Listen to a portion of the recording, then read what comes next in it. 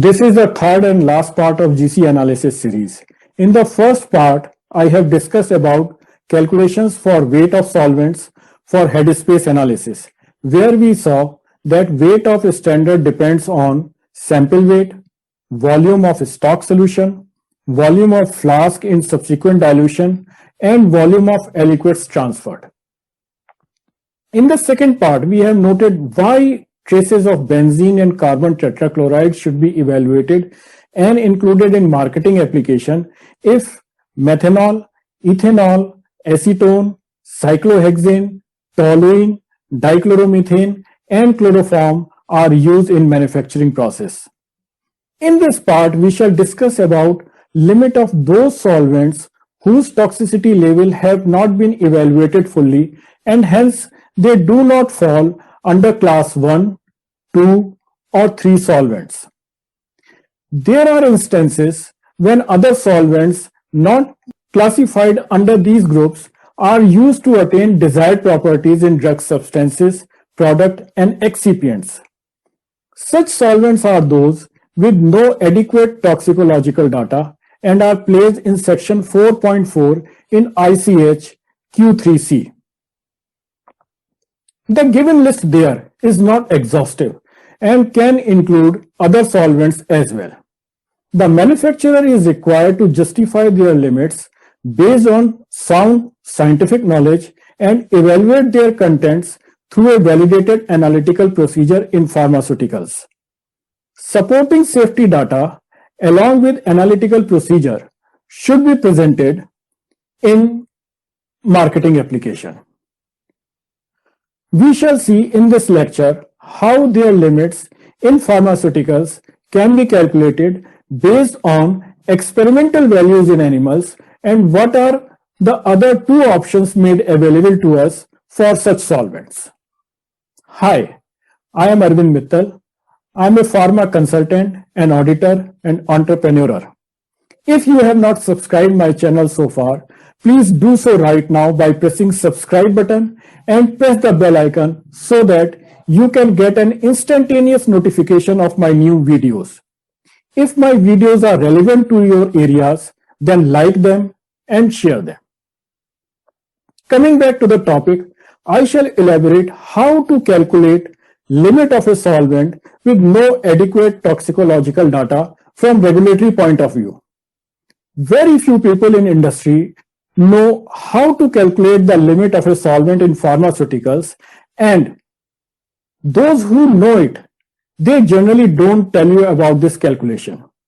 They prefer to keep this as a closely guarded secret. So be ready with your pen and notebook to note down the important point. First approach is based on permissible daily exposure or PDE, where limit of a solvent is calculated based on exposure given to an experimental animal like rat, mice, rabbit, monkey, or other animal. You may term it as ICH approach. Second approach is based on NIOSH permissible exposure limit or PEL. NIOSH stands for National Institute for Occupational Safety and Health, United States. It is a United States federal agency which is responsible for conducting research and making recommendations for workplace safety and health.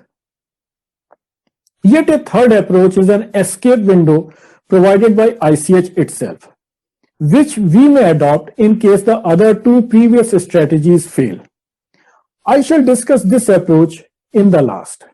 So let us see how limit of a non-listed solvent can be determined in pharmaceuticals. Before I explain the calculation method of a non-listed solvent, let me remind you that this exercise requires an elaborate search of scientific literature for toxicity or accepted exposure value of a particular chemical. Some of the names of databases are given here, but the list is not exhaustive. There are 21 databases, out of which I am providing the most relevant one. These are Google Scholar. It is a freely accessible web search engine that indexes the full text or metadata of scholarly literature across an array of publishing formats and disciplines. The Google Scholar Index includes most peer-reviewed online academic journals and books, conference papers, theses, dissertation, preprints, abstract, technical reports, and other scholarly literature. It is estimated to contain roughly 389 million documents, and it is the world's largest academic search engine.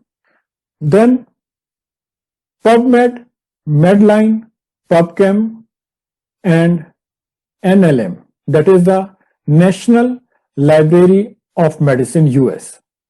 PubMed is a freely search engine accessing primarily the Medline database of references and abstracts on life sciences and biomedical topics. The United States National Library of Medicine at the National Institute of Health maintains the databases as part of Entrance System of Information Retrieval. HSDB, ToxNet, HazMap. The Hazardous Substance Database is a toxicology database on US National Library of Medicine, which maintains Toxicology Data Network, ToxNet. It focuses on toxicology of potentially hazardous chemicals and includes information on human exposure, industrial hygiene, emergency handling procedure, environmental fate, regulatory requirements, and related area. HazMap is a sub-part of ToxNet. Then, Chemical Abstract Service. Chemical Abstract Service is a division of American Chemical Society. It is a source of chemical information. It references approximately 8,000 journals, technical reports, dissertations, conference proceedings, and new books in at least 50 different languages. CAS databases are available via two principal database systems, namely STN and SciFinder.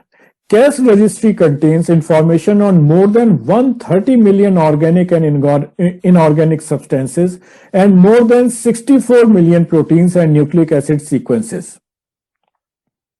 Then NIOSH. NIOSH stands for National Institute for Occupational Safety and Health. NIOSH is governed by Center for Disease Control and Prevention.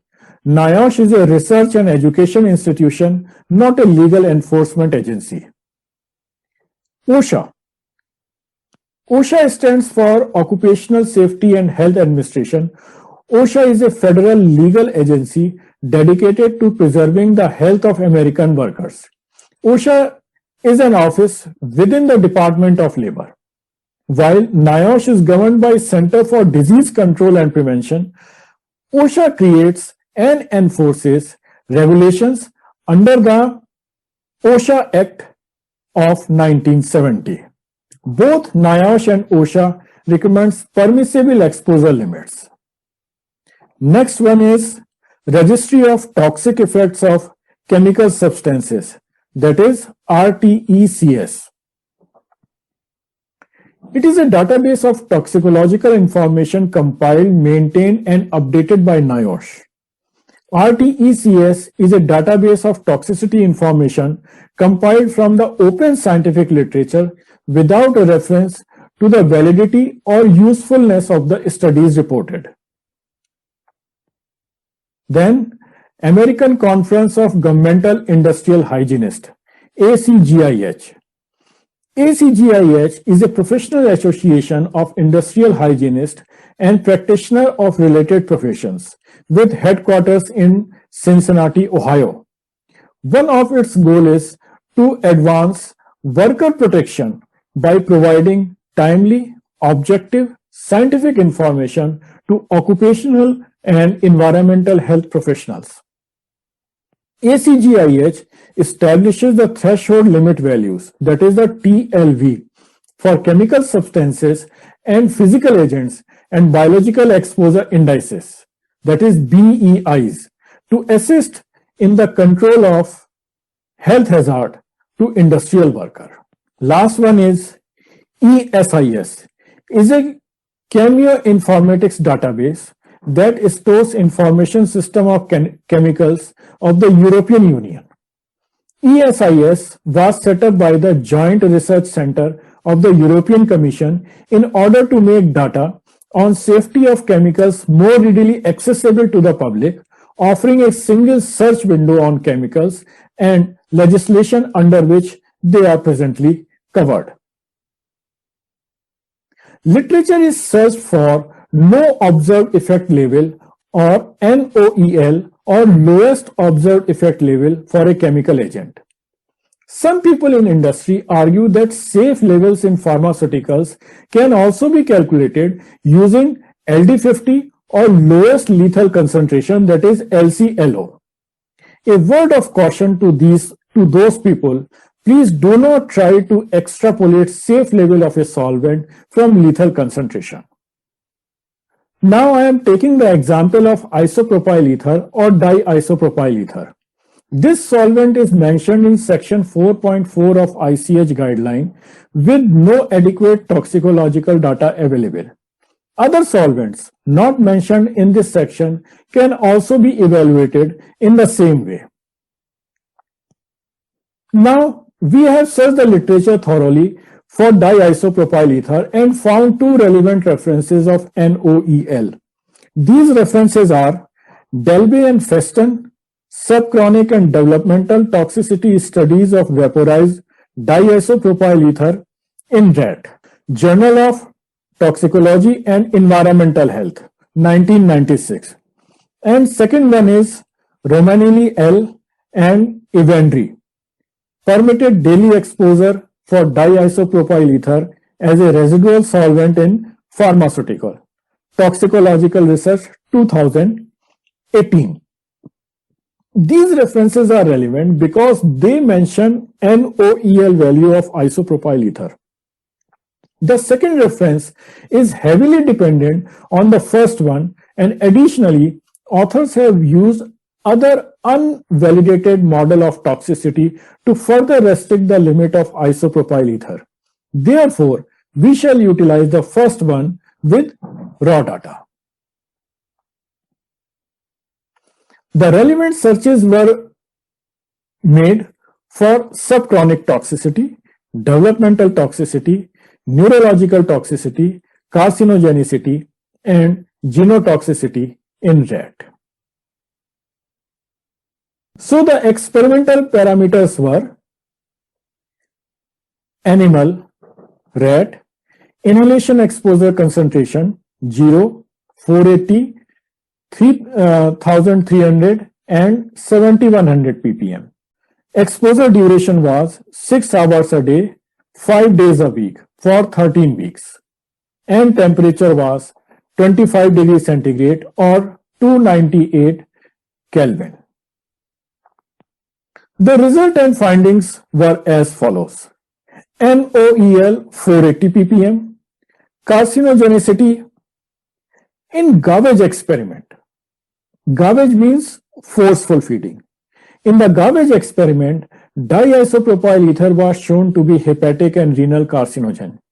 The main targets were liver and kidney. However, in inhalation studies, no such observations were made. Nevertheless, we shall brand it as hepatic and renal carcinogen. Then, genotoxicity. Isopropyl ether does not induce chromosomal aberrations or mutation. Hence, it is non-genotoxic and non-mutagenic.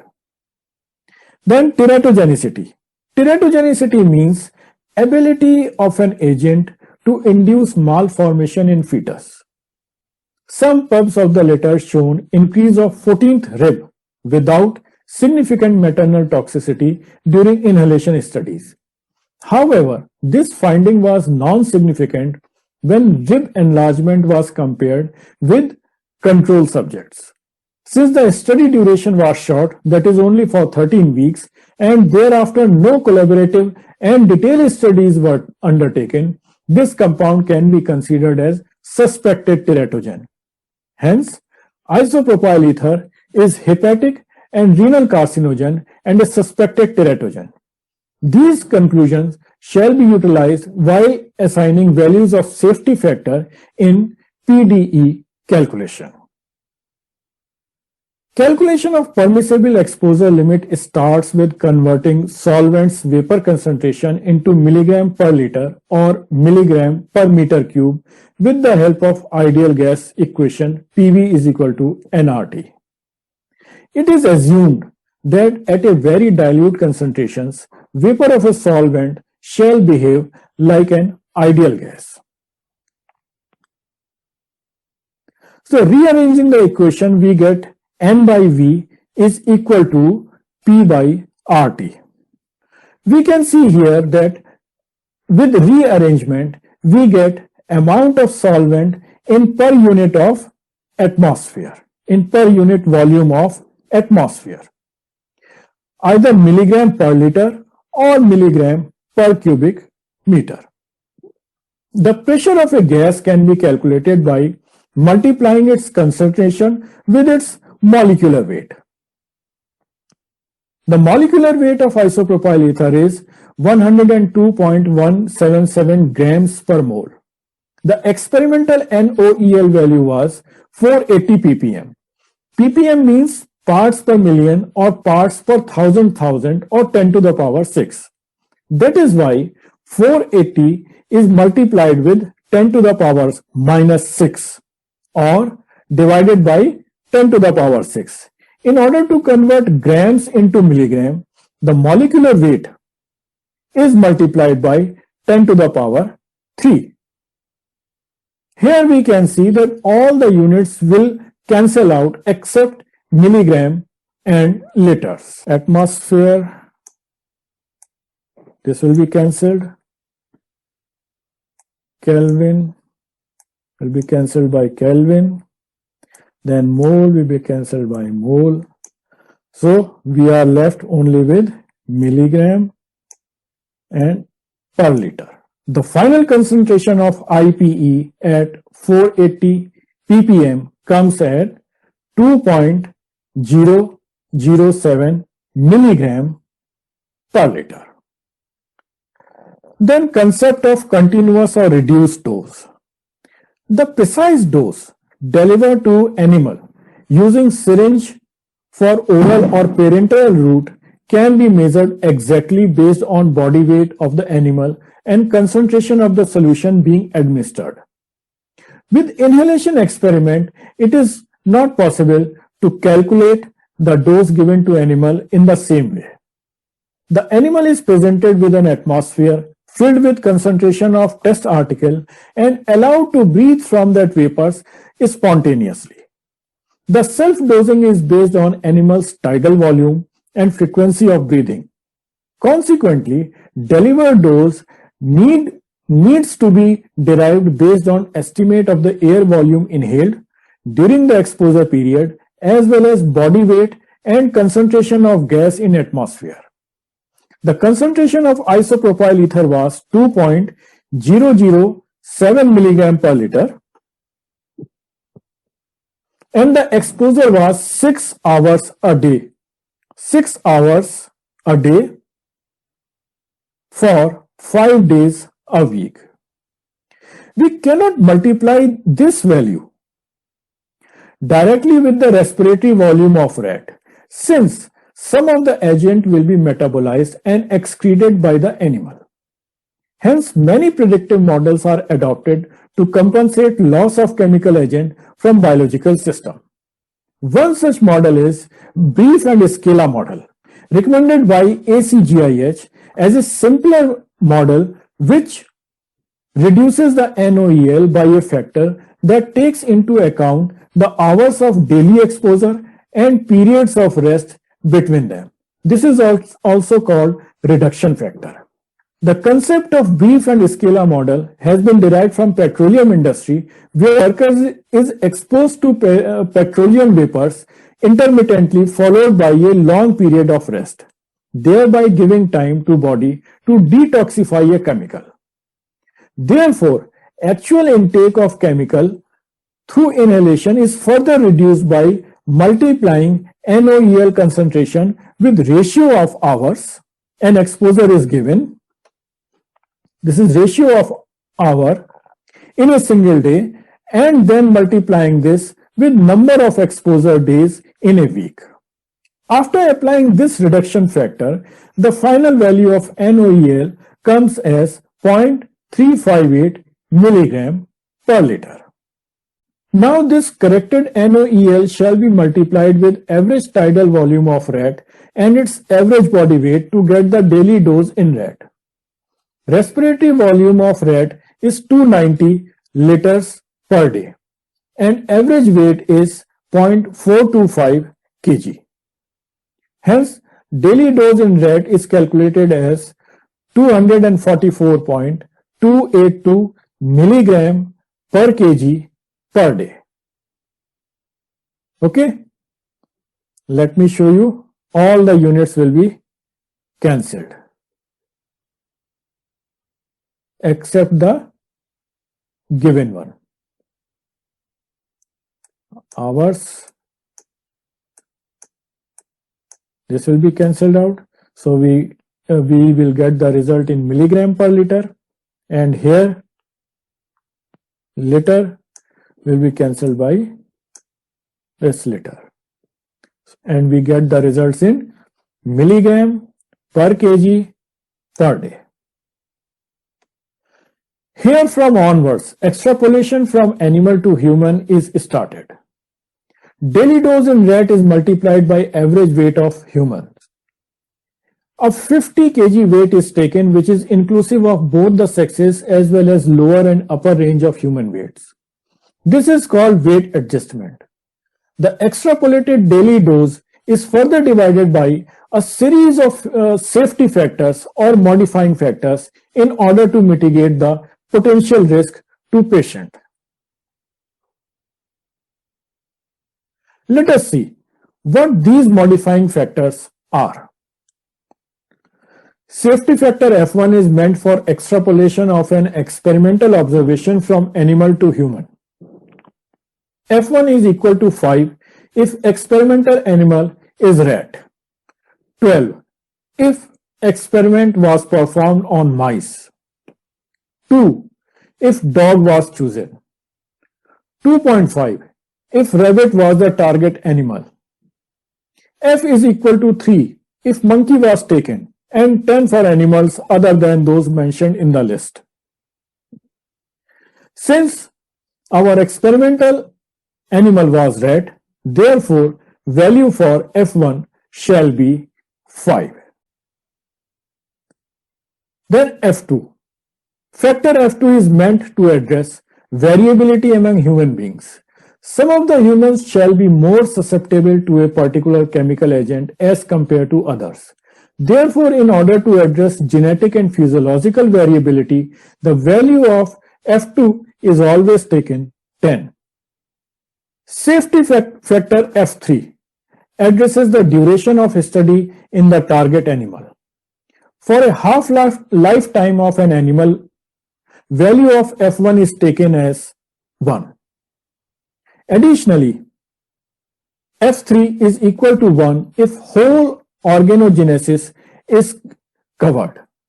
Organogenesis denotes development of various distinct organs of a fetus till birth. F3 will be 2 if duration of study in rat is 6 months and 3.5 years in other animals. For 3-month study in rat and less than 3.5 years but not less than 2 years in other animal, the value 5 shall be assigned to F3. The highest value 10 will be assigned to F3 if duration of study is less than those mentioned here. Since the duration of our study was 13 weeks in rat, which is around 3 months, therefore we shall take the value of F3 as 5. Factor F4 takes into consideration the nature of toxicity of a chemical agent. Toxic effects are generally categorized according to site of toxic effects. In some cases, the effect may occur at only one site. This site is termed as the specific target organ. In such cases, lower value of F4 are taken. In other cases, toxic effect may occur at multiple sites. This is known as systemic toxicity. For systemic toxicity, higher values of F4 are assigned. Types of systemic toxicity include acute toxicity or physiological toxicity, subchronic toxicity, chronic toxicity, carcinogenicity, developmental toxicity, genetic toxicity where somatic cells are affected. Since our agent is non-genotoxic carcinogen and a suspected teratogen, highest value 10 shall be assigned to factor F4. The last one is safety factor F5, which addresses either the absence of any adverse effect at a particular concentration or minimum effect concentration a chemical agent causes in a biological system. Only two values, namely 1 or 10, assigned to this factor depending on no effect or lowest concentration. F5 is 1 if NOEL has been observed and 10 if LOEL is reported. In our case, since NOEL has been determined to be 480 ppm, hence value of F5 would be 1. Some people in industry try to calculate level of solvent by using minimum lethal dose, which is an incorrect approach. So the permissible daily exposure in human being is calculated by multiplying reduced daily dose in rat with an average body weight of human and dividing it by a series of safety factors which we have deduced from nature of studies. The final value of PDE of isopropyl ether comes as 4.885 milligram per day. kg will be cancelled and the answer will be in milligram per day. From PDE value, limit of solvent is calculated as per ICH Q3C option 1 for class 2 solvents by assuming administered daily dose as 10 gram per day. Factor 1000 is applied in order to convert milligram into microgram. Therefore, we get the results in microgram per gram basis, which is equivalent to ppm. Hence, putting up the value of PDE in equation, we get limit of isopropyl ether as 488.5 ppm. We can take nearest 490 ppm. However, we cannot increase the limit of an impurity, whereas we can always decrease its limit. So, I have taken 480 ppm as the limit. This makes the weight calculation easier. One thing which you must keep in mind that you will not justify a solvent as class 3 by using this method. As we shall see further that there are two more strategies which can be adopted in marketing application for a new solvent. Second one is NIOSH PEL and third option is the escape route provided by ICH. The escape route not only gives an opportunity to relax the limit but also puts restriction that a non-listed solvent cannot be increased beyond a certain limit. So let us see how the second approach of NIOSH PEL works. NIOSH OSHA permissible exposure limit. The National Institute for Occupational Safety and Health is United States federal agency responsible for conducting research and making recommendations for prevention of work-related injuries and illness. NIOSH is part of Center for Disease Control and Prevention, that is CDC, within the US Department of Health and Human Services. The permissible exposure limit, PEL, is the legal limit in United States for exposure of an employee to a chemical substance or physical agent such as high-level noise over a long period of time.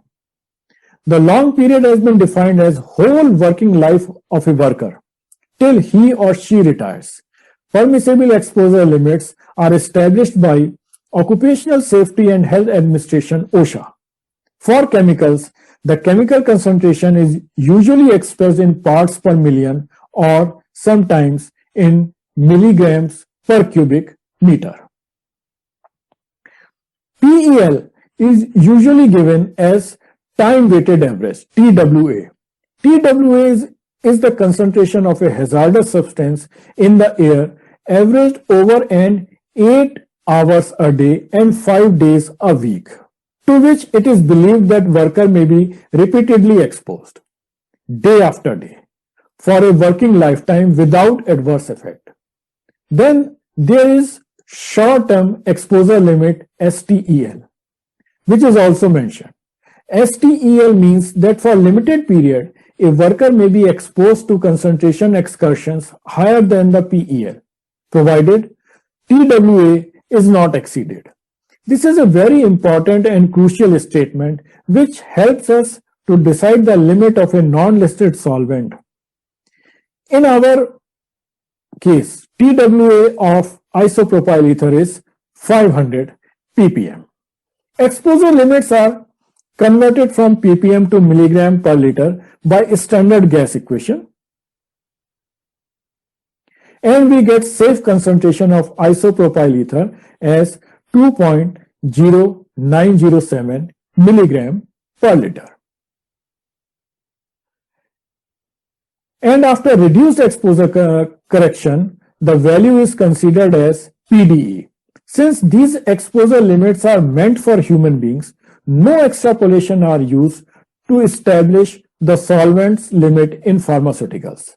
In this case, after applying brief and scalar model, the continuous dose or reduced dose comes as 0.4978 milligram per liter.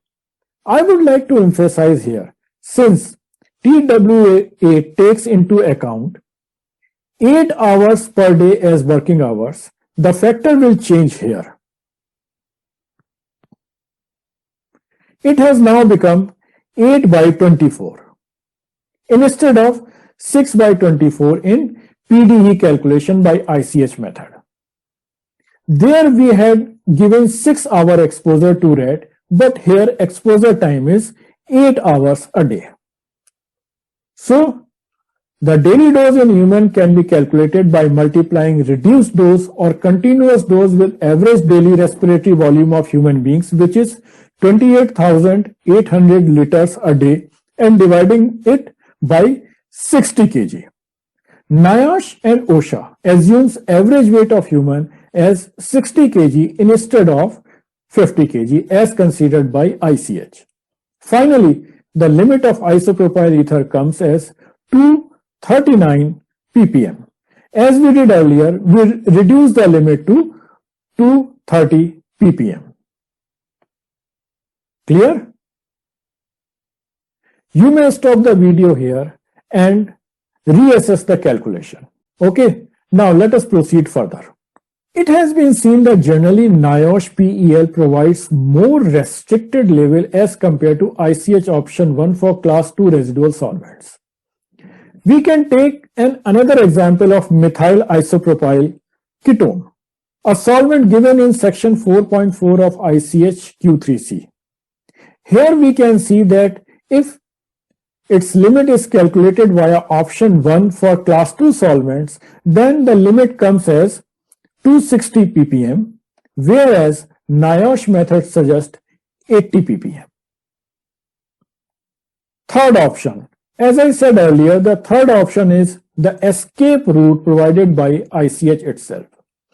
The escape route not only gives an opportunity to relax the limit, but also puts restriction that a non-listed solvent cannot be increased beyond a certain limit. I am reading first section, last paragraph of introduction of ICH Q3C impurities, guideline for residual solvents, and I am quoting verbatim. Quote, supporting safety data in a marketing application for a new drug product containing a new solvent may be based on concept in this guideline or the concept of qualification of impurities as expressed in the guideline for drug substances Q3A, impurities in new drug substances, or drug product Q3B, impurities in new drug products, or all three guidelines. Unquote. Q3A and Q3B defines any known impurity not more than 0.15% or 1500 ppm and unknown impurity as not more than 0.10% or 1000 ppm. Does this statement gives us an opportunity to inflate limit of a new solvent up to 1500 ppm or 1000 ppm? The answer is both yes and no. Yes, if no experimental data are available in the literature, which is quite rare. No, if such data exist. Remember that a regulatory agency has each and every electronic database at its disposal. The moment you take an alibi of this escape route without a comprehensive and elaborate search of literature, you shall be confronted with the experimental data. So the question arises, which one is safe? And further, what strategy should be adopted to address a regulatory agency? The answer is a procedure which gives lower limit is certainly recommended. Further, consider ICH calculation method first, and especially if you are going for EDQM application. For US FDA, you may adopt either approaches. In rarest of rare case, you should go for third approach, but that too should be based on sound scientific reasoning. My suggestion is, in such cases, don't go beyond 1000 ppm or 0.1% limit. With this, I have finished my lecture series on residual solvents. I hope that I have covered maximum aspects of residual solvents in pharmaceutical industry. If anything is left, please do write to me on comments line, which are open to all. Or if you have some query, then don't hesitate to ask me. It would be my endeavor to answer your questions or comments as soon as possible.